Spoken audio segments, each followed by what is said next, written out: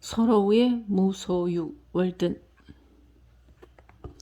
제13부 집 따뜻하게 하기. 10월을 맞아 강가 풀밭으로 포도를 따러 가서 음식으로 보다는 향과 아름다운 모양새 때문에 더욱 귀한 포도송이를 가득 따왔다. 가져오지는 않았지만 너무나 감탄스러웠던 빨갛고 진주 같은 초원의 장식들과 같은 넝굴 월귤들, 작은 밀로 된 보석들도 있었다. 농부는 그 보석들을 부드러운 초원을 마구 어지럽히는 흉한 갈퀴로 뜯어내고 대충 부쉘이나 달러 단위로 잡아서 이 초원의 탈취품을 뉴욕이나 보스턴에 내다 팔고 이것들을 잼의 형태로 자연의 맛을 음미하는 사람들을 만족시킬 운명이 된다. 이런 모양새로 도살꾼들도 대초원의 풀 위에 있는 들소의 혀를 긁어 모으느라 찢겨진 것이나 시든 초목들은 신경 쓰지 않는다. 매자 나무에 반짝이는 열매도 그저 내 눈을 즐겁게 하는 음식이었다. 다만 여행자들이나 땅주인들이 못 보고 지나친 야생 사과들을 삶아 먹으려고 조금 챙겨두었다. 밤이 익었을 때 겨울을 생각해 반 부셀 정도 쌓아두었다. 그맘때쯤 어깨에는 백을 메고 손에는 밤을 까기 위한 막대기를 쥔 채 링컨의 끝없는 밤나무 숲을, 그것들은 지금 철로 밑에서 긴 잠을 자고 있다. 거니는 일은 즐거웠다. 나는 항상 서리가 내릴 때까지 기다리지 않았기 때문에 나뭇잎 부스럭거리는 소리나 빨간 다람쥐들과 어치들의 비난 섞인 소리를 들으며 다녔다. 그놈들이 고른 밤은 항상 속이 괜찮았기 때문에 나는 가끔 먹다 남긴 밤을 훔치기도 했다. 때로는 나무에 올라가 흔들기도 했고 밤나무들은 내 집 뒤에서도 자랐고 그중 가장 큰 것은 거의 집을 덮을 정도였다. 그 나무에 꽃이 피면 온 주변에 향기를 풍기는 꽃다발이었는데 대부분의 열매는 다람쥐와 어치들이 가져갔다. 아침 일찍부터 바로 오는 무리들은 밤송이가 떨어지기도 전에 밤을 쪼아가곤 했다. 나는 그 나무들을 그놈들에게 내주고는 저만치에서 밤으로 가득한 숲을 찾아갔다. 이 밤들은 빵 대용으로 제격이었고 아마 다른 여러 대용품을 찾을 수도 있을 것이다. 어느 날 미끼용 지렁이를 판에다가 원주민의 감자이자 전설적 열매 중 하나인 넝쿨에 달린 땅콩을 발견했다. 앞에서도 말했듯이 내가 이 땅콩을 어린 시절에 파서 먹었는지 꿈이었는지 가물가물하기 시작했다. 나는 종종 다른 식물의 줄기에 기댄 주름진 부드럽고 빨간 꽃을 봤지만 그것이 땅콩인지는 몰랐다. 땅의 개간이 이 땅콩들을 거의 사라지게 하고 있다. 이 땅콩은 서리를 맞은 감자만큼이나 단맛을 갖고 있었고 굽는 것보다 삶아 먹을 때 더 맛있었다. 이 덩이줄기는 언젠가 올 날에 여기에서 자기의 후손들을 조촐히 기르고 먹이겠다는 자연의 신라 같은 약속 같아 보였다. 살찐 소와 곡식이 넘치는 오늘날에는 한때 인디언 부족의 숭배 대상이었던 이 작은 뿌리가 거의 잊혔거나 꽃피는 포도덩쿨 정도로만 여겨진다. 그러나 광활한 자연이 다시 한번 이곳을 지배하면 부드럽고도 호사스러운 영국의 곡물들은 무수한 적들 앞에서 사라지게 될 것이고 사람의 수고 없이도 남서쪽의 인디언 신의 거대한 옥수수 밭으로 옥수수의 마지막 씨앗까지 까마귀가 도로 가져갈 것이다. 원래 까마귀가 가져왔다고 하니 그러나 지금은 거의 사라져버린 땅콩이 서리와 거친 주변에도 불구하고 다시 살아나고 번성해서 고대 수렵 민족의 식량으로서의 풍요성과 품위성을 찾게 될 것이다. 어떤 인디언 곡물의 신이나 지혜의 신이 이것을 만들고 준 것이 분명하다. 그래서 이곳을 시가 지배하기 시작하면 열매의 덩굴과 잎들이 시인의 작품들로서 표현될 것이다. 9월 1일이 되기도 전에 나는 호수 건너편 호숫가 바로 옆 곳 건너편에 새 그루의 흰 사시나무 가지가 갈라지는 곳 아랫부분에 있는 두세 그루의 붉게 물든 단풍나무를 보았다. 이 얼마나 많은 이야기가 그 색들로부터 나왔던가. 한 주 한 주 지날 때마다 모든 나무가 자신들의 색을 띠기 시작했고 잔잔한 호수의 거울에 자신의 모습을 비추며 스스로 감탄하고 있었다. 매일 아침 이 미술관의 주인은 이전에 걸려있던 것보다 더 조화롭고 밝은 색의 새로운 그림을 거는 것이었다. 10월에는 겨울을 나기 위해 수천 마리의 말벌이 내 집으로 와서 안쪽 창틀이나 벽 위쪽에 자리를 잡아서 가끔은 손님의 방문을 방해하기도 했다. 매일 아침 그것들이 추위에 얼어버리면 몇몇을 쓸어버리기도 했지만 굳이 없애려고 애쓰지는 않았다. 도리어 우리 집을 쉴만한 곳이라고 생각하고 와준 것이 만족스럽기까지 했다. 나와 함께 밤을 보내기도 했지만 신경 쓰이도록 귀찮게 하지는 않았고 입에 담기도 싫을 만큼의 추위와 겨울을 피하려는지 내가 모르는 어떤 틈새로 점차 사라졌다. 겨울을 나기 위해 말벌들이 우리 집에 왔던 것처럼 마지막으로 11월 월동 준비에 들어가기 전에 월든 호수의 북동쪽으로 빈번히 가곤 했다. 돌 많은 물가와 리기다 소나무 숲으로부터 태양이 비쳐서 호수의 난로가가 된 곳이었다. 피워낸 불보다는 사람이 있을 수 있는 만큼은 태양에 의해 몸을 데우는 게 훨씬 기쁘고 건강에 좋다. 이렇게 나는 과거의 사냥꾼처럼 여름이 남기고 간 아직 온기가 있는 불씨로 몸을 데웠다. 내 굴뚝을 쌓을 때가 되자 나는 석공술을 연구했다. 내 벽돌들은 이미 썼던 것들이어서 모종 삽으로 깨끗하게 손질할 필요가 있었고 그 때문에 나는 보통보다 더 많이 모종 삽과 벽돌에 대해 알 수 있었다. 벽돌을 덮고 있는 회반죽은 50년 정도 되었는데 여전히 더 단단해지고 있다고 하지만 이 얘기는 사실인지 아닌지 모르는 채 말하는 사람들 얘기이다. 이런 얘기야말로 시간이 갈수록 더 진짜처럼 굳어지기 때문에 아는 척하는 사람들을 깨끗하게 하려면 모종삽으로 엄청 두드려대야 할 것이다. 메소포타미아의 많은 마을들은 바빌론의 잔해에서 얻어온 상태가 좋은 벽돌로 지어졌는데 여기에 시멘트는 더 오래됐고 더 단단한 것 같다. 그건 그렇다 치고 나는 닳지도 않고 오랜 사용을 견뎌온 강철의 유별한 강도에 반했다. 내 벽돌에 느부갓네살 왕의 이름이 적혀 있지는 않았지만 굴뚝에 사용하기 전 내가 찾을 수 있는 만큼의 벽난로의 벽돌을 걸러내어 일하는 것과 낭비를 줄였다. 그리고 호숫가 주위에서 주운 돌들로 벽난로와 벽돌 사이의 공간을 메우고 내 회반죽을 같은 곳에서 가져온 흰 모래로 희귀했다. 난 집의 생명격인 벽난로에 가장 오래 시간을 들였다. 실로 엄청 부지런히 일했는데도 아침엔 바닥부터 시작했지만 바닥에서 몇 인치 쌓지 못해서 밤에 벽돌을 베개 삼아 잤는데도 목이 뻣뻣해지진 않은 것 같다. 내 목은 이미 오래전부터 뻣뻣했다. 그때쯤 시인 한 명과 2주간 같이 지냈는데 공간 때문에 벽돌을 베개 삼게 되었다. 나는 칼 2개를 갖고 있었고 그도 그의 것을 가져와서 우리는 바닥에 칼을 찔러가며 갈고는 했다. 그는 내 요리도 거들었다. 나는 차곡차곡 네모반듯하게 쌓이는 것을 보며 기뻤고 그것이 더딜수록 더 오래 유지될 것이라 생각했다. 지붕은 땅을 기반으로 집을 뚫어 하늘로 향해 서 있는 어느 정도의 큰 독립 구조물이다. 심지어 간혹 집이 타버려도 혼자 버티고 있을 땐 그 중요성과 독립성이 돋보인다. 이때가 여름의 막바지였고 이제 11월이 되었다. 어느새 북풍이 호수를 차갑게 하고 있었지만 월드는 꽤 깊었기 때문에 완전 깊은 곳까지 차가워지려면 몇 주 동안은 꾸준히 불어야 할 것이다. 집에 회반죽을 바르기 전 저녁에 불을 지폈는데 널빤지 사이에 수많은 틈들 덕분에 굴뚝이 연기를 썩 잘 빼주었다. 그러나 나무 껍질채 높게 걸린 석가래와 옹이가 많은 거친 갈색 판자로 둘러싸인 시원하고 바람 잘 드는 이 집에서도 나는 여러 밤을 즐겁게 보냈다. 회반죽을 마친 후 집이 더 편안해진 것은 사실이지만 그전처럼 내 눈을 즐겁게 하지는 못했다. 사람 사는 집이라면 머리 위가 컴컴함이 있을 만큼 높아서 밤에는 석가래 근처에 깜빡이는 그림자들이 춤을 추며 놀아야 하는 것이 아닌가.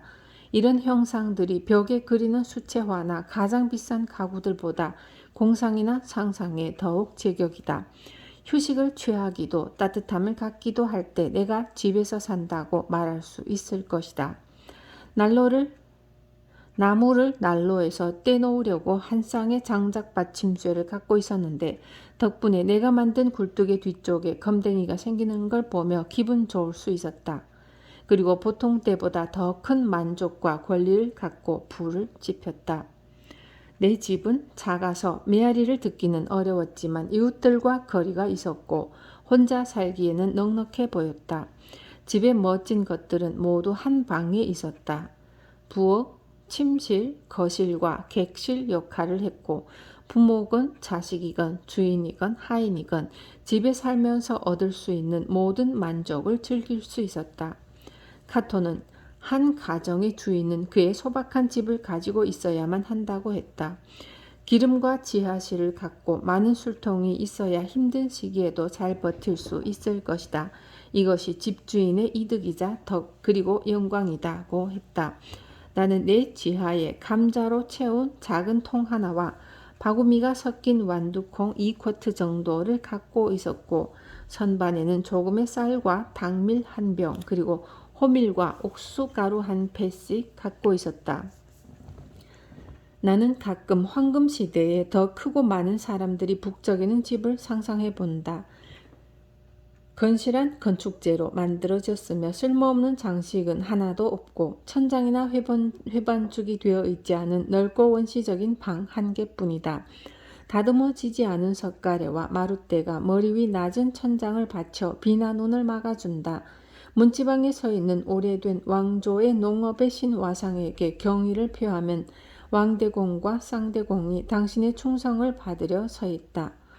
동굴이 많은 집이어서 지붕을 보려면 횃불 막대기를 들어 올려야 한다. 어떤 사람들은 벽난로에서 살고 창문에 움푹 들어간 곳에서 살기도 하고 어떤 사람은 나무 의자에 방의 끝쪽에 또 다른 쪽에 산다. 원한다면 거미와 함께 석가래 위에 살기도 할 거다. 바깥쪽 문을 열면 이미 안쪽이기 때문에 격식을 차리는 건 끝이다. 지친 여행자는 여행을 멈춘 채 씻고 먹고 담소를 나누기도 할 것이다. 폭풍우가 치는 밤에 쉬기에 좋은 곳이며 집의 모든 기능을 갖고 있어서 살림거리는 필요하지 않다. 집의 모든 보물은 한눈에 들어오고 필요한 모든 것은 벽에 걸려 있다. 부엌과 식료품실, 객실과 안방, 창고, 그리고 다락방의 역할까지 한꺼번에 한다. 나무통이나 사다리 같은 꼭 필요한 것과 찬장같이 편리한 것이 한눈에 보인다. 냄비 끓는 소리가 들리고 당신의 저녁을 준비해 주는 불과 빵을 굽는 오븐에게 경의를 표할 수도 있다. 필요한 가구와 부엌 용품이 곧 최고의 장식품이다. 빨래거리를 밖에 두지도 않고 불이 꺼지지도 않고 안주인이 귀찮게 하지도 않는다. 아마 가끔은 요리사가 지하실로 내려가기 위해 뚜껑 문에서 비켜달라는 요구를 받을 수도 있지만 덕분에 땅이 딱딱한지 아래가 비어 있는지 발로 눌러보지 않아도 알 수 있다. 집의 안쪽은 새의 둥지처럼 확 트이고 일목요연하게 만들어져 있어서 앞뒷문으로 드나들 때 다른 사는 사람을 안 볼 수가 없다. 그 집의 손님은 곧 집을 마음껏 드나들 수 있다는 것이지 집의 8분의 7만큼 떨어진 특정한 고독한 감금의 방에서 편히 쉬라는 얘기나 들으며 조심스레 떨어져 있으라는 뜻이 아니다. 오늘날엔 집주인이 방문객을 벽난로 가까이 두는 걸 허락하지 않고 석공을 시켜 손님을 위한 벽난로를 통로 어디쯤에 만들어 놓는다. 대접이라는 건 손님을 최대한 멀리 떼어 놓는 술책을 의미한다. 손님이 주인에게 독을 타는 요리를 하는 게 아닌가 할 정도의 많은 비밀이 존재한다. 나는 많은 사람들의 토지에 드나들었고 법적으로 나가라는 적도 있었던 것 같지만 내가 많은 사람의 집을 방문하지는 않는다. 내가 방금 묘사한 것과 같은 집에 조촐하게 사는 왕과 왕비가 있다면 그리고 그쪽 길을 걷고 있다면 낡은 옷을 입고 방문해 볼 것이다. 그러나 현대식 궁전이라면 거기에 갇힌다고 한들 어떻게든 빠져나올 궁리만 할 것이다. 객실이라는 의미가 자체의 본질을 잃고 별 의미 없는 말로만 변질되는 것 같은 느낌이 든다. 우리의 삶이 상징에서 아주 멀리 떨어진 곳을 지나고 은유와 비유는 마치 그래야 하는 것처럼 식기 나르는 것을 통해 멀리 날아진 것이다. 다시 말하자면 객실이 부엌이나 작업장에서 멀리 떨어졌다는 것이다. 심지어 식사도 식사의 비유에 그치지 않는다. 자연과 진실에 가까이 살면서 그것들의 비유를 끌어올릴 수 있는 사람은 원시인일 뿐일 것이다. 어떻게 멀리 북서부 지역이나 맨섬에 사는 학자가 부엌에서의 토익거리를 알겠는가? 한두 명 정도의 내 손님들만이 좀 더 머물면서 나와 함께 옥수수죽을 먹을 만큼 당찼다. 그러나 그들도 식사라는 그 위기가 다가오자 질배 뿌리가 흔들린 것처럼 서둘러 방문을 끝마쳤다. 그럼에도 불구하고 내 집은 많은 양의 옥수수죽을 버텨냈다. 단 얼어붙을 만큼의 날씨가 오기 전까지는 회반죽치를 하지 않았다. 그런 이유로 나는 호수 반대편에서 배를 타고 보다 희고 깨끗한 모래를 가져왔다. 이 방법의 수송은 필요하다면 더 멀리라도 나가고 싶게 만든다. 그러는 사이에 내 집은 사방이 바닥으로 지붕 널로 이고 있었다. 외를 엮을 때에는 매번의 못질이 잘 먹히는 게 기분 좋았고 반죽을 판자에서 벽으로 깔끔하면서도 잽싸게 옮기고자 하는 의욕을 갖게 되었다. 나는 좋은 옷을 입고 마을에 어슬렁거리며 일꾼에게 잔소리만 하는 건방진 녀석의 얘기가 떠올랐다. 하루는 말 대신 행동으로 보여주려고 그의 소매를 걷어올리고 회반죽 장이의 판자를 집어들고서 실수 없이 모종삽으로 옮기고는 자신만만하게 머리 위 외를 한 번 보더니 그쪽을 향해 겁없이 움직였다. 그러자마자 내용물 모두를 그의 주름 잡은 가슴 쪽으로 받아 당황스러운 상황이 되었다. 나는 추위를 매우 효과적으로 차단하면서도 멋진 마감을 만들어내는 회반죽 칠의 편리함과 경제성을 새롭게 깨달았고 회반죽 장이가 까딱하며 만들어낼 다양한 사고에 대해서도 알게 되었다. 나는 벽돌이 너무 건조해서 회반죽을 평평하게 하기도 전에 거기에 있는 모든 수분을 빨아들이는 것 그리고 새로운 벽난로를 만들기 위해 여러 통의 물이 필요하다는 것에 놀랐다. 저번 겨울 우리 강에서 나는 조개 껍질을 태우면서 소량의 석회를 만들어 봤기 때문에 재료가 어디에서 나는지 알고 직접 구울 수도 있었다. 얼음이 완전히 얼었다. 만약 내가 하고 싶다면 1-2마일 안의 거리에서 나 스스로 좋은 석회암을 얻어다가 얼음이 얼기 며칠이나 몇 주 전에 벽난로를 만들었을 것이다. 그동안 가장 그늘지고 얕은 호수 후미에는 살얼음이 꼈다. 첫 얼음은 특히나 신기하고 완벽했다. 딱딱하고 어두우면서도 투명해서 얕은 곳에서는 호수 바닥을 보기에 가장 좋은 기회를 주었다. 마치 물 위에 떠있는 소금쟁이처럼 1인치 두께의 얼음에 누워서 한가로이 호수 밑을 볼 수 있다. 호수 밑은 단지 2-3인치 정도의 깊이이기 때문에 유리잔 뒤에 비친 그림처럼 구경할 수 있고 반드시 물은 항상 잔잔해진다. 모래에는 무슨 생물들이 이리저리 다니고 또 그 흔적을 답습해서 여러 고랑이 있다. 그리고 흰 석영의 작은 알갱이들로 이루어진 날돌의 유충의 허물이 잔해로 여기저기 흩어져 있다. 그들이 만들었다 하기에는 너무 깊고 넓긴 하지만 고랑들 안에 그들의 유충이 발견되는 것으로 봤을 때는 아마도 날돌의 유충들이 고랑을 만든 게 아닌가 싶다. 그러나 얼음이 최고로 흥미로운 것이다. 하지만 그것을 연구하려면 아주 일찍 기회를 만들어내야 한다. 아침에 얼음이 얼자마자 가까이서 보고 있으면 처음 봤을 땐 얼음 자체 안에 있는 걸로 보이던 공기방울의 가장 큰 부분이 얼음 표면 아래쪽에 있는 것이고 안쪽 바닥에서부터 점점 올라와 많아진다는 것을 알 수 있다.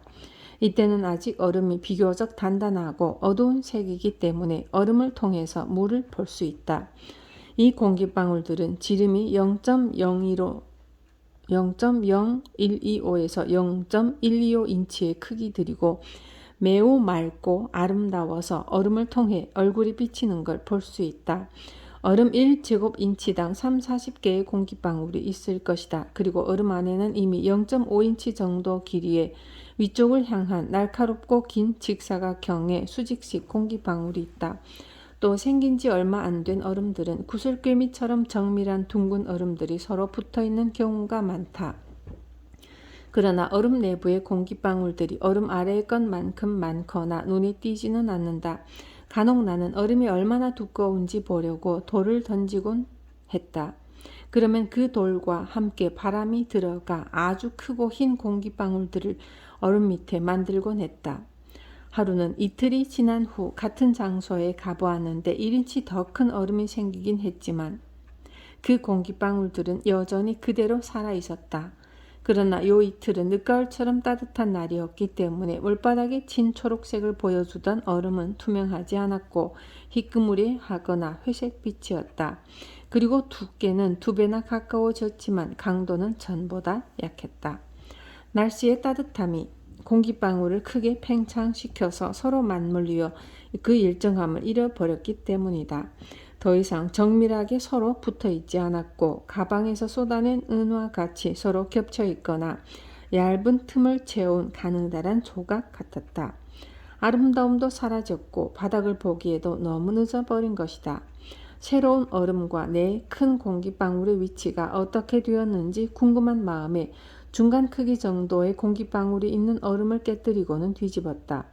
그 공기방울 아래와 주변에 새로운 얼음이 생겼기 때문에 공기방울은 두 얼음 사이에 끼게 되었다.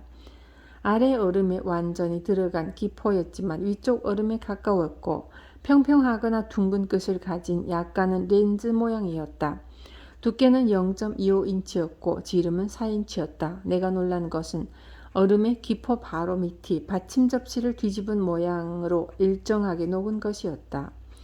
중간의 높이는 8분의 5인치였고 물과 기포 사이는 8분의 1 정도 두께의 격벽이 있었다. 이 격벽의 여러 작은 기포들은 아래쪽이 터져 있었고 지름 1인치 반 정도 되는 가장 큰 기포들 아래에는 거의 얼음이 없었던 것 같다. 내 생각에는 내가 처음에 얼음 표면 아래에서 봤던 작고 무수한 기포들이 얼어서 각자 그 크기만큼의 볼록 렌즈 역할을 해서 그 아래 얼음들을 녹여 없어지게 한 것 같다. 이것들이 바로 얼음을 소리내며 깨지게 하는 작은 공기총들인 것이다. 회반죽치를 끝내자마자 한겨울이 찾아왔다. 바람은 여태껏 그러하려고 기다린 것처럼 집 주변에서 휘몰아치기 시작했다. 땅이 눈으로 덮인 후에도 매일 밤이면 기러기들이 날개짓하는 소리와 울음을 퍼뜨리며 어둠 속을 찾아와 몇몇은 월든에 앉고 나머지는 멕시코를 향해 폐허해본 숲으로 낮게 날아갔다. 밤 10시나 11시쯤 마을로 돌아올 때쯤 종종 기러기나 다른 오리떼가 배를 채우러 우리 집 뒤 호수 근처에 마른 낙엽이 있는 숲에 왔다가 무리를 이끄는 새의 울음소리와 무리가 성급히 이동하는 소리가 들렸다.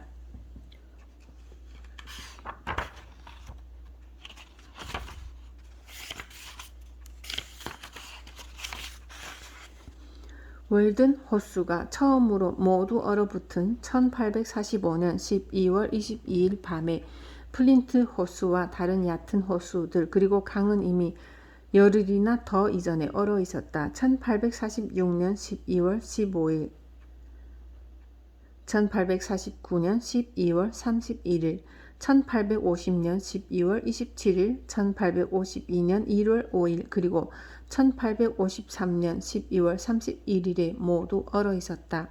11월 25일 이후로 온 땅은 이미 눈으로 덮여 있었고 내 주변은 금세 겨울의 풍경이 되었다. 그러나 내 자신에게 더 틀어박힌 채 내 집과 내 가슴 속의 불을 계속 밝게 비추려 했었다. 내가 문 밖에서 할 일은 숲에서 마른 나무를 손으로 옮기던지 어깨에 짊어지고 오거나 가끔은 양 옆구리에 마른 소나무를 끼고 집으로 가져오는 일이었다. 한때는 제 역할을 다하던 오래된 숲의 울타리는 내게 최고의 건수였다. 테르미누스를 섬기기엔 때가 지났기 때문에 나는 그것을 불카누스에게 바쳤다. 눈을 헤치며 밥 지을 땔감을 구해온, 아니 훔쳐온 사람의 저녁 식사는 얼마나 멋진가. 그의 빵과 고기는 달콤함 그 자체이다. 지금은 어떤 불도 만들지 않지만 우리 마을 대부분의 숲에서 많은 불을 떼기 위한 땔감인 많은 종류의 나무 단이나 시든 나무들이 있다. 몇몇 사람들은 그 나무들이 어린 나무의 성장을 방해한다고 생각한다. 또한 호수 위에 유목도 있었다. 여름철에 나는 철길이 만들어질 때 아일랜드 일꾼들이 엮어놓은 껍데기채의 리기다 소나무 뗏목을 발견하고 호숫가에 반쯤 끌어다 놓았다. 2년 동안 흠뻑 젖은 후 반년은 육지에 있던 이 뗏목은 마르지 않을 만큼 물을 먹기는 했지만 완벽한 상태였다. 어느 겨울날엔 뗏목을 하나씩 호수를 가로지른 거의 반마일 정도의 거리로 떠내보내며 놀았다. 15피트 길이의 통나무 한쪽 끝을 어깨에, 다른 한쪽 끝은 얼음에 대고 끌어오거나 몇몇 통나무를 자작나무와 함께 하나로 묶은 후 끝쪽에 고리를 달린 더 긴 자작나무와 오리나무로 걸어 끌고 왔다. 물을 너무 먹어 거의 납 수준으로 무거워서 오래 불을 지피지도 못했지만 화력은 굉장했다. 아니 내 생각엔 마치 젖은 송진이 램프에서 더 오래 불을 내듯 물에 젖은 나무여서 더 화력이 좋은가 싶다. 길피는 영국의 숲 근방에 사는 사람들에 대해 이렇게 언급하고 있다. 과거의 법에는 숲의 경계에 세워진 집이나 울타리를 침범하거나 무단 침입하는 것을 중죄로 여겼고 야생동물을 겁나게 하고 숲을 훼손한다는 이유로 불법 산림 침해라는 죄목하에 엄정 처벌되었다. 그러나 나는 사냥꾼이나 벌목꾼보다 또 내가 산림 감독관인 것처럼 사냥이나 초목의 보존에 관심이 있었고 만약 숲의 어느 부분이 타버리기라도 하면 나는 그 숲의 주인보다 더 깊고 위로받을 수 없는 슬픔에 빠졌을 것이다. 아니 주인들이 직접 나무를 베어낼 때도 슬펐다. 나는 우리네 농부들이 나무를 벨 때 고대 로마인들이 빛이 들게 하려고 숲을 솎아낼 때 느끼던 경외감을 조금이라도 느끼기를 바란다. 즉 숲이 어떤 신을 위해 희생되어지는 제물로 믿기를 바란다. 로마인들은 속죄의 제물을 드리고 기도했다. 어떤 신이든 이 숲을 받으시는 신이시여 내 가족과 아이들 그리고 내게 자비를 베푸소서. 이 새로운 시대와 새로운 국가에서도 금의 가치보다 영원하고 보편적인 가치가 나무에게 주어지고 있는 것은 놀라운 일이다. 우리의 모든 발견과 발명이 있었음에도 어느 누구도 쌓아놓은 나무단을 그냥 지나치지는 않을 것이다. 나무는 우리의 조상인 색슨족과 노르만족에게 그러하듯 우리에게도 소중하다. 그들이 나무로 활을 만들었다면 우리는 총에 개머리판을 만든다. 30여 년 전 미쇼는 땔감으로 쓰이는 뉴욕과 필라델피아의 나무 가격에 대해 이렇게 말했다. 파리의 최고 목재와 거의 동급이고 가끔은 더 좋기도 하다. 이 넓은 파리가 매년 30만 코드 이상의 땔감이 필요하고 300마일 멀리까지 다 개간되어 있는데도 말이다. 이 마을의 나무 가격은 항상 꾸준히 오르고 있기 때문에 작년에 비해 얼마나 오르느냐만이 유일한 관심거리이다. 볼일도 없이 이 숲에 들리는 직공과 상인들은 항상 나무 경매에 참여하며 심지어는 나무꾼들이 베고 남은 나무의 권리를 사기 위해 높은 값을 지불하기도 한다. 사람들이 예술품의 재료나 연료를 숲에서 구한 지도 꽤 오래되었다. 뉴 잉글랜드, 뉴 네덜란드, 파리인들과 켈트족, 농부와 로빈 후드, 구디 블레이크와 해리 길, 이 세상 모든 곳의 왕과 농부, 그리고 학자와 야만인들 모두 똑같이 난방을 하고 요리를 하기 위해서는 여전히 숲에서 나는 장작이 필요하다. 나 역시 장작 없이는 살 수가 없다. 모든 사람은 장작 더미를 애정 어린 눈빛으로 바라본다. 나는 창가 앞에 장작 놓기를 좋아했는데 더 많이 쌓아 놓을수록 즐거운 장작 패기를 잘 상기시켜 주었다. 나는 주인 없는 낡은 도끼 하나를 갖고 있었는데 겨울날에는 번갈아 내 집에 볕잘 드는 쪽 콩밭에서 캔 그루터기에 휘둘러 대곤 했다. 밭을 갈 때 내 경작꾼이던 사람이 예언했던 대로 이 그루터기는 쪼갤 때 그리고 불에 지펴질 때 2번 나를 따뜻하게 해주었다. 이보다 더 많은 열을 내주었던 연료도 없었다. 도끼에 대해서는 마을 대장장이에게 나를 갈라고 조언을 받았지만 내가 직접 나를 갈았고 숲에서 가지어 온 히코리 나무 도끼자루를 달아 쓸 수 있게 만들었다. 날은 좀 무딜지 몰라도 적어도 도끼자루만큼은 제대로 했다. 송진이 많은 소나무 몇 토막은 최고의 보물이었다. 불때기에 좋은 송진을 많이 함유한 소나무가 얼마나 많이 땅 아래 묻혀 있을지를 생각하면 흥미롭다. 과거 몇 년 동안 몇몇 민둥민둥한 언덕 사면 위를 조사하러 다녔다. 예전에 리기다 소나무가 서 있었던 그곳에서 나는 송진 많은 나무 뿌리를 캐왔다. 그 뿌리는 거의 썩지 않는다. 적어도 30-40년이 된 그루터기이지만 속 상태는 여전히 훌륭하다. 나무의 중심부에서 4-5인치 거리의 두꺼운 껍질이 지면과 함께 고리 모양을 하고 있는 것으로 보아 나무 껍질 밑에 연한 부분은 부식토가 된 것 같다. 도끼와 삽으로 이 광맥을 캐다가 보면 마치 지구 깊은 곳의 금맥에 다다른 것처럼 소기름처럼 노란 핵심 부분에 닿는다. 그러나 나는 주로 눈이 오기 전 헛간에 쟁여놓은 마른 낙엽으로 불을 피웠다. 남꾼들이 숲에서 지낼 땐 가늘게 쪼갠 히코리 나무가 그들의 불쏘시개 역할을 한다. 가끔 나도 그것을 조금 얻었다.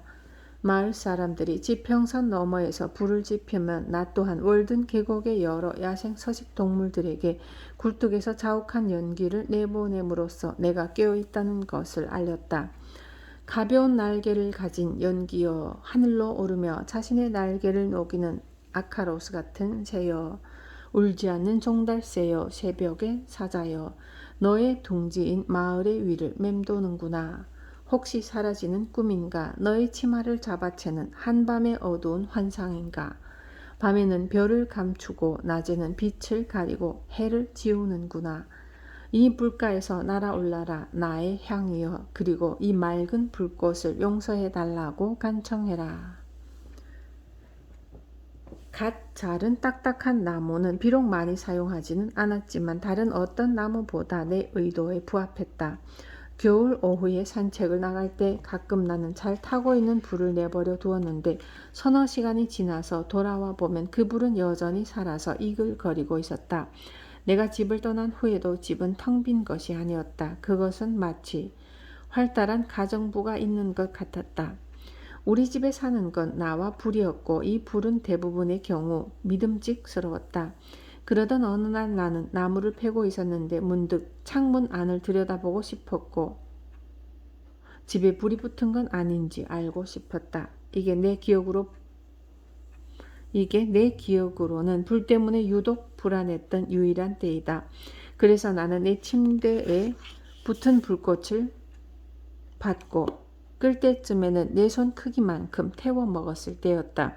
그러나 내 집은 천장이 매우 낮고 볕이 잘 들며 비바람을 막을 수 있는 곳에 위치해 있어서 어느 겨울날이라도 한낮에는 불을 잘 끌 수 있었다. 내 지하실엔 두더지들이 털을 잡고 3분의 1의 감자를 갉아먹고는 회반죽칠을 했을 때 남은 털과 갈색 포장지가 있는 곳에 푹신한 침대를 만들었다. 가장 야생적인 동물이라도 사람처럼 편하고 따뜻한 것을 좋아하게 마련이고 그만큼 자신들을 보호하는데 조심스럽기 때문에 겨울날에도 살아남을 수 있는 것이다. 몇몇 친구들은 내가 숲에 얼어 죽으러 간 것처럼 얘기했다. 동물들은 그저 비바람을 피할 수 있는 곳에 자신이 쉴 곳을 만들 뿐이지만 사람은 다르다. 불을 발견하고서부터 직접 열을 만들지 않고 넓은 공간에 공기를 가둬놓고 따뜻하게 한다. 침대도 따뜻하게 만들어서 성가신 옷을 벗어던지고는 한겨울에도 여름처럼 생활한다. 볕이 드는 창을 뚫어 빛을 유지하고 램프를 이용해 낮을 연장한다. 이렇게 본능을 넘어선 걸음을 한두 발 내딛고 예술을 위한 시간을 조금 떼어놓는다. 오랜 시간 거센 바람에 노출되면 내 전신이 마비되기는 했지만 내 집에 온화한 공기에 닿으면 다시 몸이 제 기능을 하고 삶을 이어갈 수 있었다.